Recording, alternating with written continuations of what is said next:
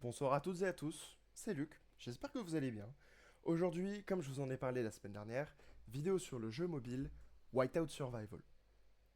Donc, on va commencer par parler gentiment de comment fonctionne le jeu dans sa globalité. Donc, dans un premier temps, on va commencer par expliquer le système du jeu. Donc, à l'origine, il s'agit d'un jeu PvP, player versus player, ou joueur contre joueur en français. Comme dans chaque jeu PvP, c'est possible d'attaquer les joueurs, que ce soit de par soi-même ou bien en ralliement. Dans mon cas, je ne peux pas vous montrer d'exemple, car mon serveur est un serveur pacifique, m'empêchant d'attaquer les personnes que je veux quand je le veux. Cependant, pour des questions de démonstration, je peux vous expliquer quels sont les boutons ici présents et à quoi ils servent. Donc, on a le bouton espionner, donc permettant à l'utilisateur. Donc, dans un premier temps, on a le bouton espionner qui nous permet d'espionner. Donc, dans un premier temps, nous avons un bouton espionner nous permettant de visualiser les ressources présentes au sein de la base adverse, mais également de voir quel type de troupes il a au sein de sa base et également leur niveau. Nous pouvons également les attaquer de façon individuelle ou bien par ralliement. Les ralliements consistent à attaquer avec plusieurs de ses alliés une seule fois contre une personne. Donc le fait d'attaquer d'autres bases permet de récupérer des ressources, comme dit précédemment, mais également le fait d'attaquer d'autres bases permet de récupérer des ressources, comme dit précédemment. Et cela permet également de baisser la puissance de l'ennemi. Donc maintenant, je vais vous parler des ressources et de leur utilité. Donc, il existe 5 types de ressources différentes. La viande, le bois, le charbon et le fer. Ce sont les 4 principales. Cependant, je vous ai dit qu'il y en a 5. C'est parce que il existe l'acier. Mais j'y reviendrai un peu plus tard.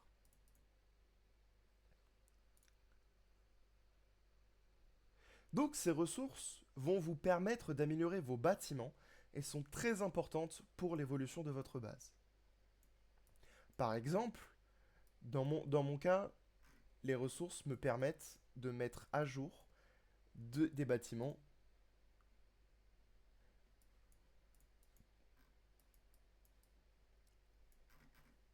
Par exemple, dans mon cas, les ressources me permettent d'améliorer certains types de bâtiments, comme on peut le voir ici. J'ai besoin d'un certain type de ressources. Donc, maintenant, je vais vous parler de comment est-ce qu'on peut obtenir ces ressources. Donc, dans un premier temps, nous avons la façon passive, donc, grâce aux bâtiments présents au sein de la base. Cependant, cette méthode a un désavantage. Il est impossible de dépasser plus de 12 heures de revenus hors ligne. C'est la méthode classique que tout le monde a obligatoirement.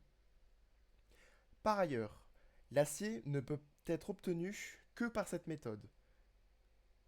La méthode en particulier est l'exploration. Donc l'exploration, c'est un certain nombre de niveaux, nous permettant donc d'attaquer des ennemis afin d'augmenter les revenus du temps d'inactivité. Donc obtenir de l'acier.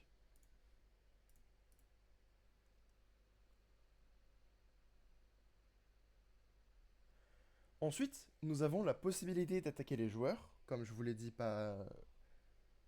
Ensuite, nous avons la possibilité d'attaquer les joueurs, comme je vous l'ai dit précédemment. Cependant, encore une fois, je ne peux pas vous le montrer car mon serveur me l'empêche. Et enfin, la méthode la plus utilisée est rejoindre les points de ressources. Donc, par exemple, vous avez ici la possibilité de rechercher un point de ressource de niveau 8. Alors, laissez-moi vous expliquer un petit peu plus comment fonctionnent les points de ressources. Donc, il existe 8 niveaux différents, donc de 1 à 8, 1 étant le plus petit et 8 étant le plus grand. Ces points de ressources vont donner des ressources différentes en fonction de la sélection, mais également en fonction de leur niveau. C'est-à-dire que un point de ressource de niveau 8 pour l'élevage va me donner 14 millions de viande. Tandis que le niveau 1 va me donner que 70 000, que une capacité. Tandis que l'élevage abandonné de niveau 1 ne me donnera qu'un total de 70 000 de viande.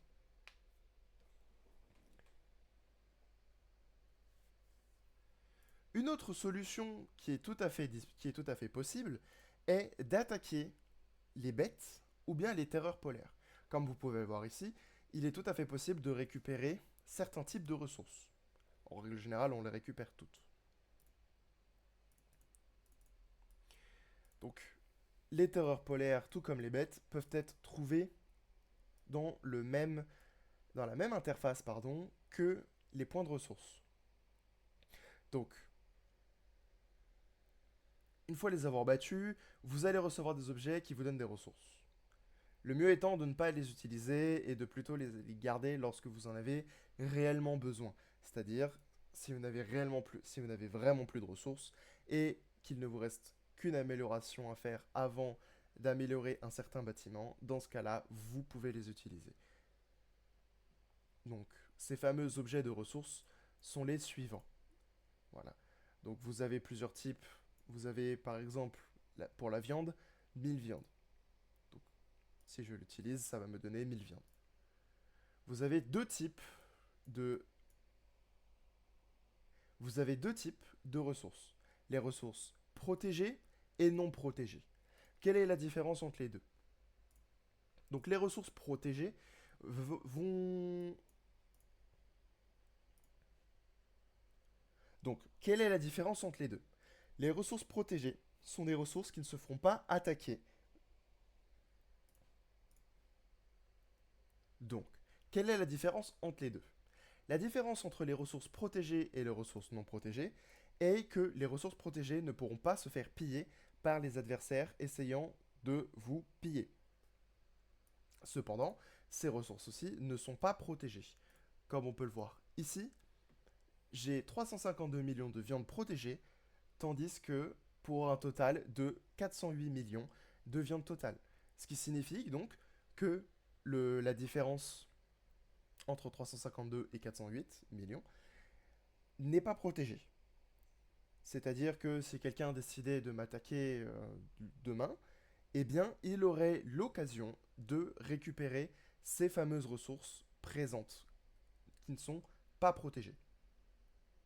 Donc, en réalité, les ressources non protégées sont plutôt auprès des points de ressources. Lorsque vous récupérez un point de ressource, ces ressources, donc là la viande, ne sont pas protégées. Cependant,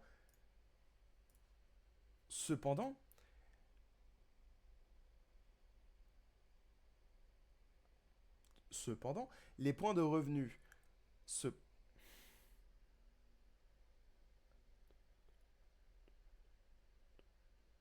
Cependant, les ressources acquises de façon passive, elles, sont protégées.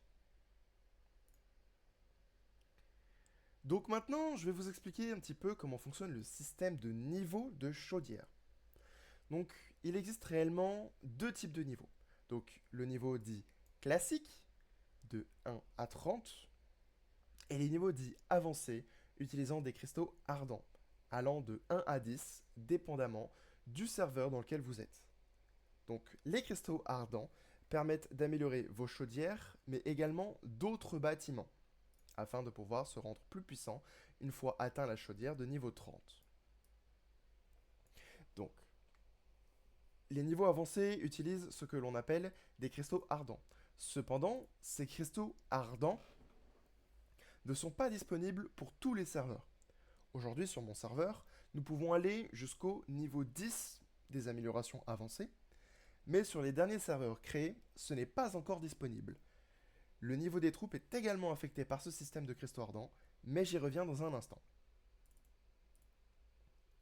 Donc, à propos des troupes, il existe plusieurs types de niveaux de troupes. Donc les troupes de 1 à 10, donc présents sur la plupart des nouveaux serveurs. Donc on commence tous avec des niveaux 1 et nous pouvons aller jusqu'au niveau 10. Mais il existe également des troupes de niveau 11. J'y reviendrai dans un instant. Pour obtenir les troupes de niveau 11, il vous suffit simplement d'améliorer vos camps d'infanterie, de tireurs et de lanciers jusqu'au niveau maximal possible pour la chaudière 30, c'est-à-dire un niveau 30. Cependant, sur les serveurs les plus anciens, comme le mien, il y a eu un ajout récent, ajoutant un nouveau niveau, donc le niveau 11. Cependant, il ne s'agit pas du même fonctionnement.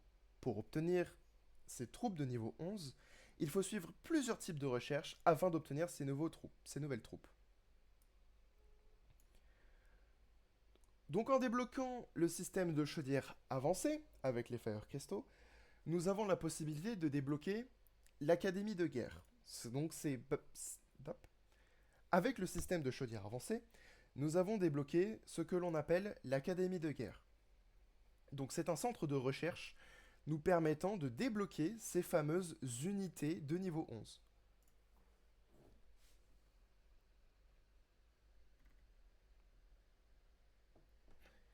Pour faire ces fameuses recherches, il nous faut utiliser des fragments de cristaux ardents. Donc, on peut les obtenir via échange. Donc,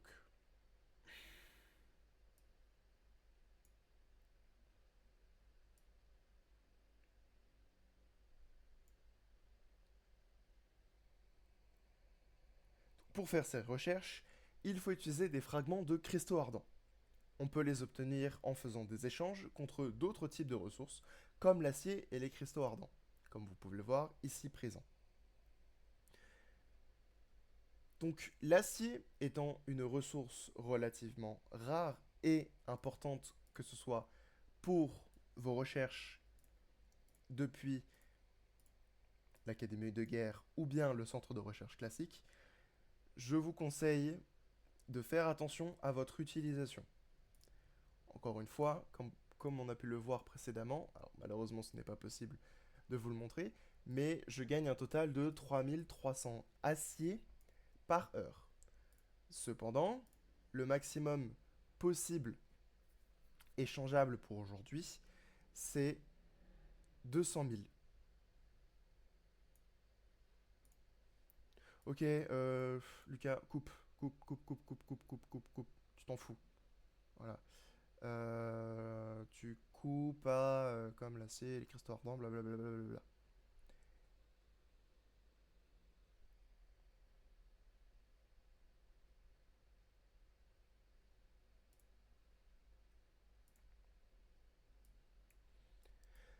Donc pour obtenir de l'acier, comme vu précédemment, il vous faut avancer dans les niveaux d'exploration.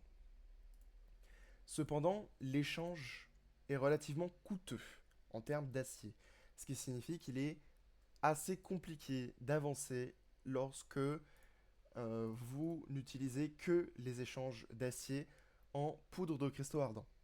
Il est également possible de transformer des cristaux ardents en cette dite poudre. Cependant, les cristaux ardents sont également utilisés pour l'amélioration de certaines de vos... Cependant, les cristaux ardents sont également utilisés pour certaines de vos améliorations. Cependant, les cristaux ardents sont également utilisés pour certaines de vos améliorations, comme par exemple l'académie de guerre ou encore tous les camps de formation, l'infirmerie, l'ambassade ou la base de commandement. J'y reviendrai dans un instant. Donc, ce que je recommande, c'est de ne très peu convertir vos fers cristaux en poudre de...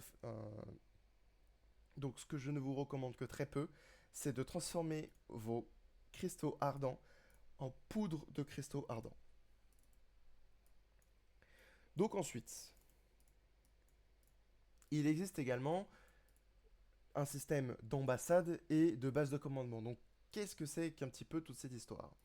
Donc l'ambassade permet aux joueurs alliés de notre alliance de nous envoyer des renforts. C'est notamment pratique pour un type d'événement ou même encore lorsque un de nos alliés se fait attaquer, nous pouvons lui donner des troupes pour l'aider à se défendre. La base de commandement, quant à elle, nous permet d'augmenter la capacité de marche, la taille du ralliement, y compris la puissance. Donc la petite icône que vous pouvez voir au-dessus de la base de commandement est ce que l'on appelle le labyrinthe. Donc qu'est-ce que le labyrinthe? Le labyrinthe, c'est un système qui nous permet de débloquer en fait un certain nombre d'équipements. Donc il est possible depuis le magasin d'avoir accès au magasin du labyrinthe. Donc nous avons ces petites pierres bleues nous permettant d'échanger certains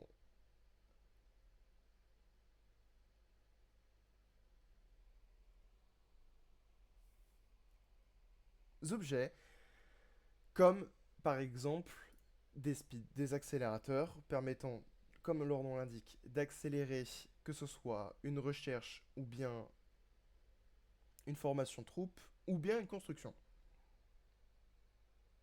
Cependant, nous n'allons pas couvrir plus des événements présents, ni des éléments. Donc, cependant, nous n'allons pas couvrir.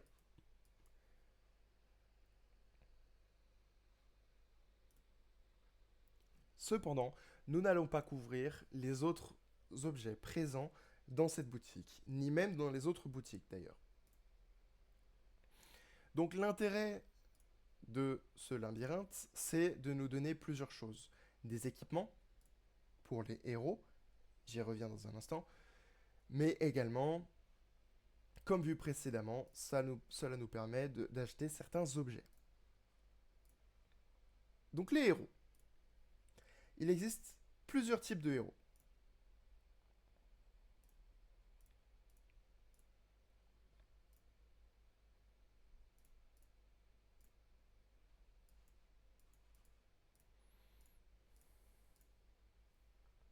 Donc il existe les héros de type R, de type SR et également de type SSR. Donc quelle est la différence entre ces héros? Sans compter le fait que certains soient plus intéressants et théoriquement plus puissants que d'autres, malgré tout, certains héros gardent leur utilité. Par exemple, les héros de type R sont des héros permettant de réduire le temps de récupération des ressources dans les points de ressources.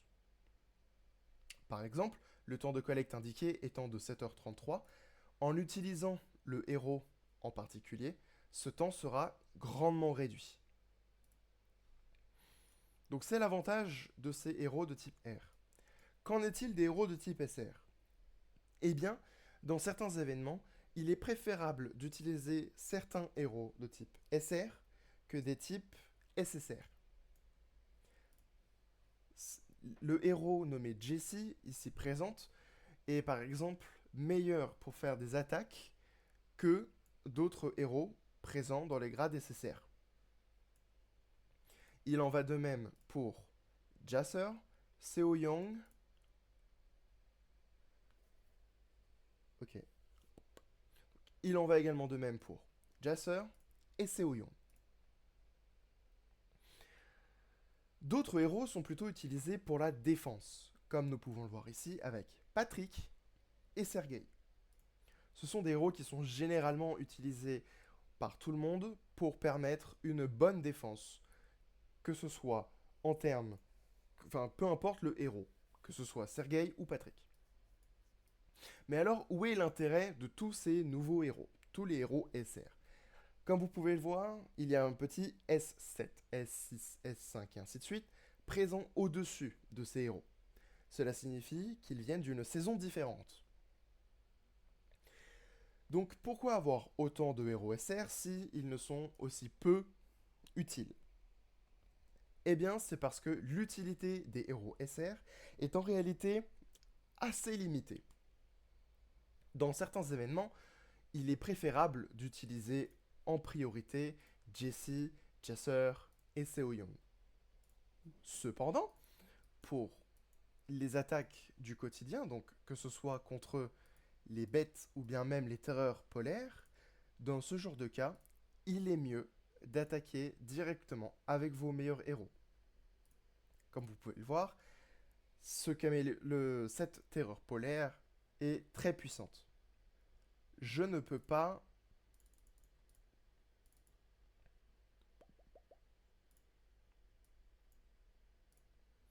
Donc, l'avantage de ces gros héros se joue majoritairement lorsque l'on attaque les terreurs polaires ou les bêtes. Pour les bêtes de niveau 30, comme vous pouvez le voir, leur puissance est tout de même relativement haute. Tout le monde n'est pas capable d'attaquer les bêtes de niveau 30. Cependant, si je décide d'utiliser les héros dont je vous ai parlé tout à l'heure, donc Jessie par exemple pour l'attaque, sachez que seul le premier héros, donc le capitaine de votre attaque, comptera dans l'attaque en elle-même. C'est-à-dire que Jessie est une très bonne héros pour taper sur, encore une fois, dans certains événements. Cependant,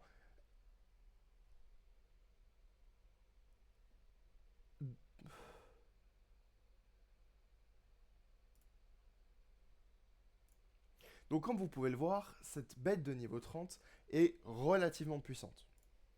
Lorsque l'on cherche à l'attaquer, comme vous pouvez le voir, je n'ai pas de problème. Mais cependant, ce n'est pas le cas de tout le monde. L'avantage d'utiliser les héros de type SSR plutôt que les héros de type SR est tout simplement la capacité de vos troupes que vous pouvez envoyer, mais également la puissance de ces dernières. Par exemple, si je vous montre avec Jessie et deux autres héros, je n'ai pas autant de puissance que si j'utilisais mes meilleurs héros. 24 millions de dégâts de puissance supplémentaire. Dans la majorité des cas, vous utiliserez vos héros les plus puissants. Donc, ces héros, bien évidemment, de type SR, restent très utiles pour de gros événements présents sur le jeu. Cependant, je n'ai pas prévu de couvrir cela lors de cette vidéo.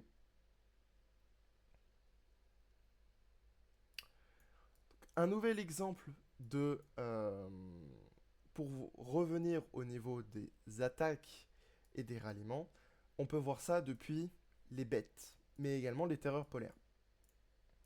Donc les bêtes ne sont possibles d'attaquer uniquement en attaque solo. Il n'y a que vous qui pouvez attaquer ces bêtes. Vous ne pouvez pas lancer de ralliement contre ces dernières. Cependant, les terreurs polaires, comme présentes ici, ne sont attaquables uniquement en ralliement. Donc, vous êtes obligé de demander de l'aide à votre alliance. Par exemple, j'ai lancé un ralliement contre une terreur polaire. Donc, les alliés de mon alliance ont maintenant 5 minutes pour pouvoir rejoindre mon ralliement afin que l'on puisse défendre et battre tous ensemble la terreur polaire.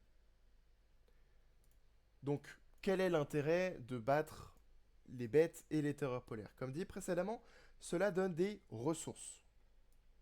Donc, que ce soit pour les terreurs polaires ou bien que ce soit pour les bêtes. Généralement, on n'attaque presque pas les bêtes comme ceci. Nous préférons utiliser des missions présentes dans ce que l'on appelle le phare.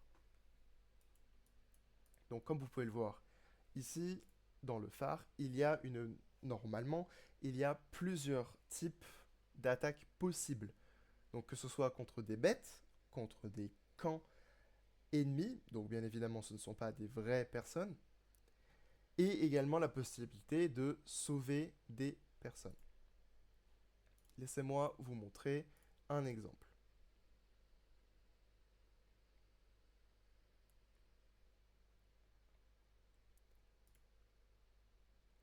Bien, donc me revoici sur un autre compte que j'ai sur un autre serveur. Donc comme vous pouvez le voir, c'est un compte qui est beaucoup plus petit. Donc là où je voulais en venir, c'était le phare. Comme vous pouvez le voir, dans le phare, nous avons plusieurs types d'attaques différentes possibles. Donc nous avons la possibilité donc, de chasser les bêtes, mais également de sauver des survivants, mais également d'attaquer des campements. Donc, bien évidemment, nous n'allons pas obtenir les mêmes récompenses en fonction du niveau de chaque type d'activité présente dans le phare. Comme vous pouvez le voir, nous avons des quêtes bleues, violettes et dorées. La différence entre ces trois types-là est que un donnera de meilleures récompenses que l'autre. Ne prêtez pas attention à ces dernières car il s'agit d'un événement spécifique. Donc cela me permet de vous montrer également que ma chaudière sur ce compte-là est de niveau 28. Ça va me permettre également de vous montrer l'intérieur d'une base. Comme vous pouvez le voir, la différence entre l'apparence de ma chaudière mais également de mes bâtiments est flagrante.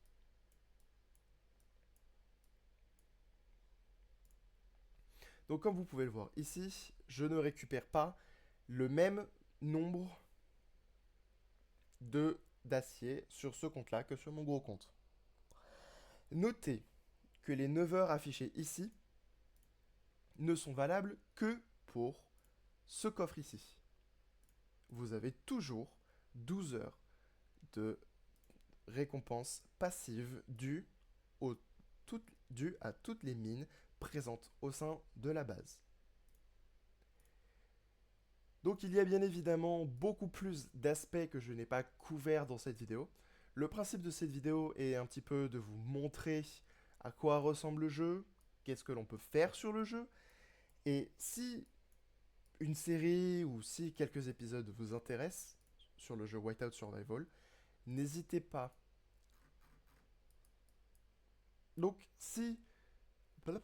donc dans cette vidéo, je n'ai fait que couvrir les points principaux. Je ne vous ai pas parlé de toutes les activités, de tous les événements, ou encore. Donc dans cette vidéo, je ne vous ai parlé que des points centraux. Je ne vous ai pas parlé de tous les événements disponibles, mais je ne vous ai également pas parlé de tous les aspects du jeu. Si jamais vous souhaitez plus d'informations sur le jeu, n'hésitez pas à me laisser un commentaire et je serai très heureux de vous refaire une vidéo sur Whiteout Survival pour vous donner un petit peu plus d'explications sur le jeu. D'ici là, on se retrouve dimanche pour la prochaine vidéo. Si la vidéo vous a plu, n'hésitez pas à laisser un pouce bleu et à vous abonner. Ça aide grandement la chaîne et ça ne vous coûte rien. Si jamais vous n'êtes plus satisfait, vous pouvez vous désabonner ultérieurement. Cependant, ok, bon, attends, ok, tu referas cette partie-là. Donc, sur ce, je pense que nous allons s'arrêter là. Ok, 1, 2, 3. Bon, sur ce, je pense que nous allons s'arrêter là. J'espère que cette vidéo vous a plu. Bon, je pense qu'on va s'arrêter là pour cette vidéo. J'espère que c'est... Bon, j'espère qu'on va s'arrêter là pour aujourd'hui. J'espère, ouais, vas-y. Bon, je pense qu'on va s'arrêter là pour aujourd'hui. J'espère que cette vidéo vous a plu. Si c'est le cas, n'hésitez pas à laisser un pouce bleu et à vous abonner. Cela aide grandement la chaîne et vous pouvez toujours vous désabonner si vous changez d'avis plus tard. Sur ce, on se retrouve dimanche prochain pour la vidéo sur Clash of Clans. Bonne journée à tous.